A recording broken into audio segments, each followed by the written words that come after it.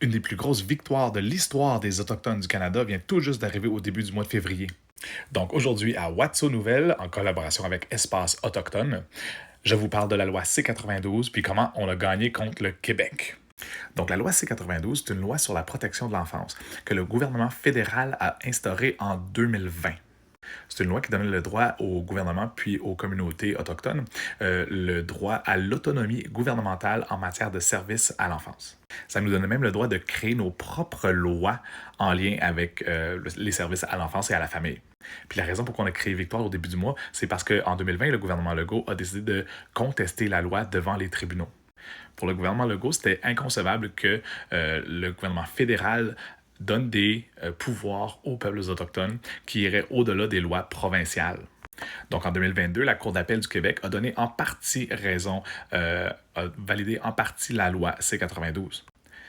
Puis les deux parties, donc le gouvernement fédéral et le gouvernement du Québec, ont décidé de porter ce jugement-là en Cour suprême, en appel en Cour suprême du Canada. Parce que pour Legault, c'était inconcevable de donner en partie raison au gouvernement fédéral. Puis pour le gouvernement fédéral, ben, c'était pas assez que juste une partie de cette loi-là soit acceptée. Il voulait que ce soit complètement accepté. Et là, ça vient tout juste de tomber, le jugement de la Cour suprême du Canada a été unanime en faveur de l'adoption de cette loi. Mais qu'est-ce que ça veut dire en bout de ligne? Qu'est-ce que ça nous donne à nous, les Premières Nations, aux Autochtones, aux Métis puis aux Inuits? Ben, en fait, ce que ça fait, c'est que ça va nous donner le droit de créer des lois pour gérer nos services à l'enfance. Parce que présentement, les Autochtones sont surreprésentés dans les familles d'accueil.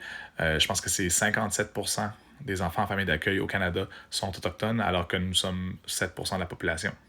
Fait que chaque communauté, chaque nation va pouvoir créer ses propres lois pour gérer ses enfants comme eux savent comment le faire, en lien avec l'aspect culturel, en lien avec l'aspect traditionnel.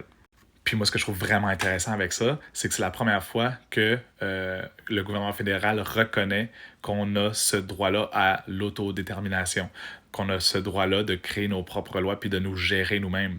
Fait que ce que j'espère réellement, c'est que ça va ouvrir la porte aussi pour, mettons, le milieu de la santé. Est-ce qu'on va pouvoir créer nos propres lois en lien avec ça? Est-ce qu'on va pouvoir créer d'autres lois qui vont surpasser les lois de la province? Ça, c'est extraordinaire.